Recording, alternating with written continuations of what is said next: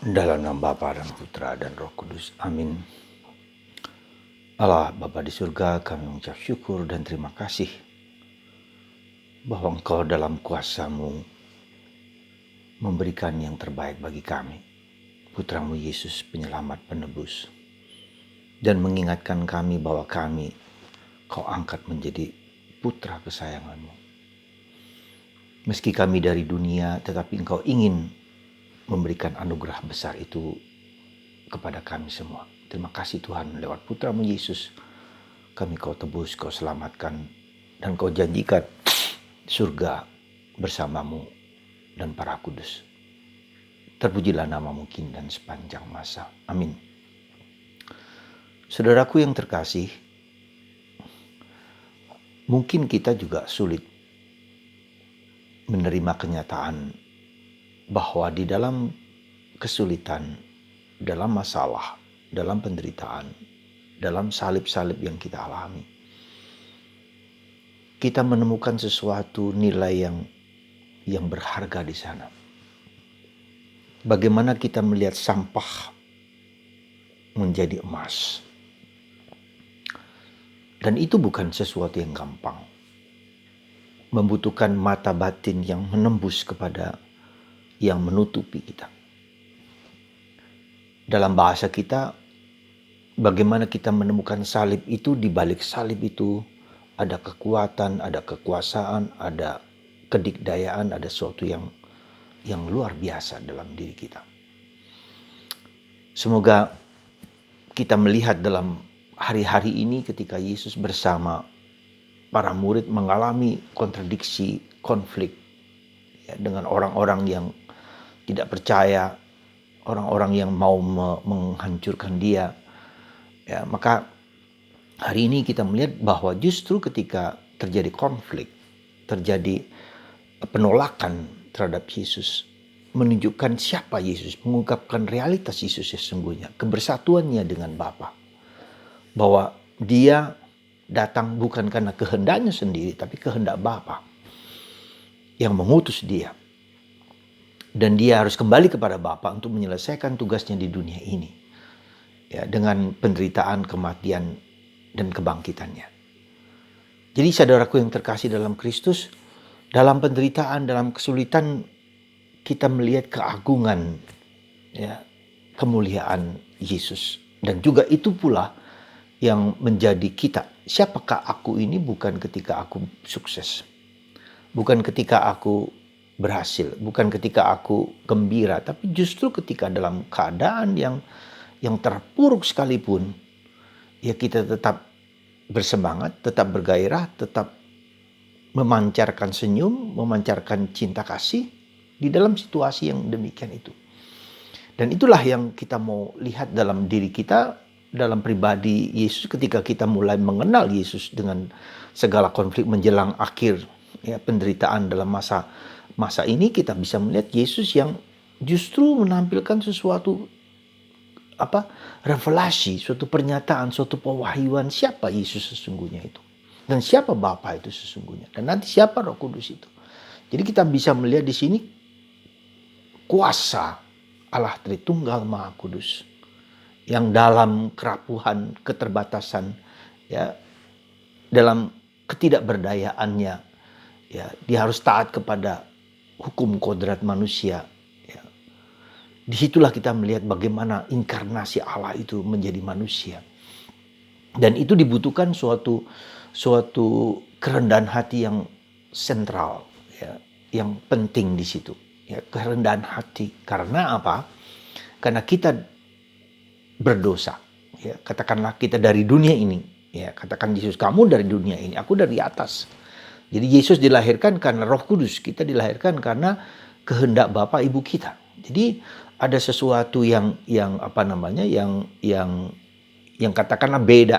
Ya, tetapi justru di dalam perbedaan itu Tuhan mau datang untuk mengangkat kita ke tempat yang selayaknya, setinggi-tingginya, yaitu bersatu dengan Dia. Jadi itulah prosesnya. Jadi Yesus mengatakan kata kunci, kamu dari dunia, aku dari surga. Ya, kita lihat sejarahnya bagaimana Yesus dilahirkan karena Roh Kudus, ya, dalam rahim Maria, dalam keterbatasan, kerapuhan, Nah, disitulah orang Yahudi tidak percaya. Mana mungkin seperti itu kan?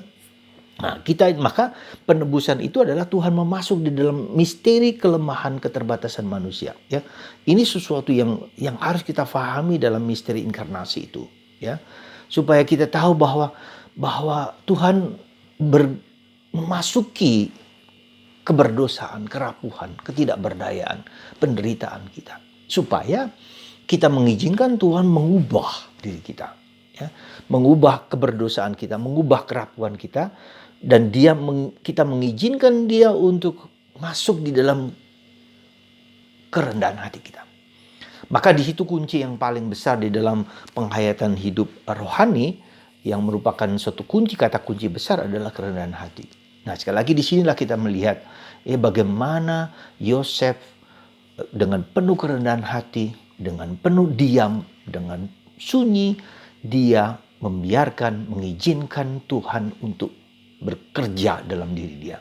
Ya, maka simbolisme sleeping Joseph itu adalah simbolisme akan ketidakberdayaan dia, ya, akan kerapuhan dia, akan ketidakmampuan dia untuk menghadapi segala realitas itu. Maka dengan kata lain kita lihat di sini bahwa kita percaya bahwa Tuhan akan membalas, akan menguasai kita, bekerja dalam diri kita dalam segala situasi, dalam segala kemungkinan-kemungkinannya. Maka sekali lagi saudaraku terkasih, pada saat-saat detik ini kita diajak menjelang masa Paskah ini, nanti kita diajak untuk mengakui, melihat keterbatasan, kerapuhan, keberdosaan, ketidakberdayaan kita. Ya, kita seringkali justru disinilah kita menyalahkan A, B, dan C, menyalahkan orang lain, menyalahkan siapa saja, menyalahkan Tuhan, bahkan menyalahkan gereja, menyalahkan siapapun. Tapi saatnya kita dengan rendah hati datang kepada Tuhan. Tuhan, ampunilah aku. Ya, aku ingin Engkau sendiri yang bekerja dalam diriku. Dan cara Tuhan bekerja tentu berbeda dengan harapan pikiran kita masing-masing. Apapun juga bentuknya, sesuai dengan daya-daya kita. Jadi Tuhan justru masuk dalam diri kita sesuai dengan daya kita. Jadi ketika caranya demikian, ya kita harus ikuti Dia. Ya, bukan cara kita, caraku, tapi cara Tuhan untuk mengubah diri kita dengan segala kelemahan dan keterbatasan. Mari saudaraku, menjelang hari-hari ini kita memasuki masa memasuki keterbatasan kerapuhan kita dan dosa-dosa kita.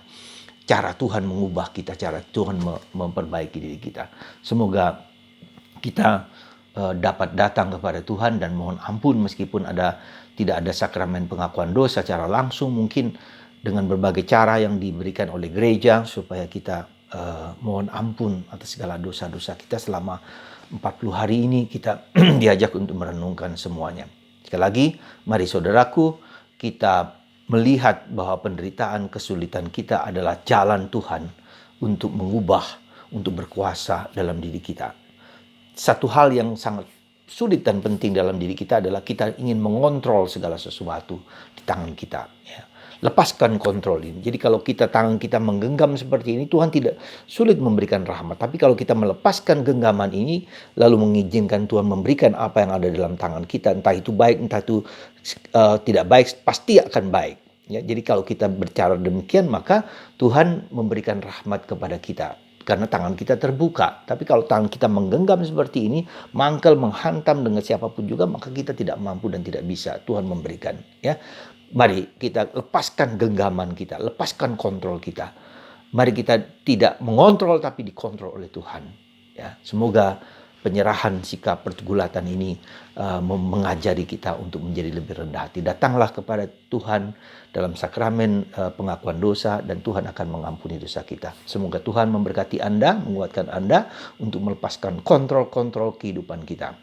Ya, melepaskannya dan mengizinkan Tuhan, Bunda Maria dan Santo Yosef mengisinya, membimbing, menuntun untuk memberkati Anda sendiri, suami Anda atau istri Anda, anak-anak Anda, cucu Anda, cicit Anda, siapapun juga. Berkat rahmat Tuhan lewat tangan hambanya ini. Dalam nama Bapa dan Putra dan Roh Kudus. Amin.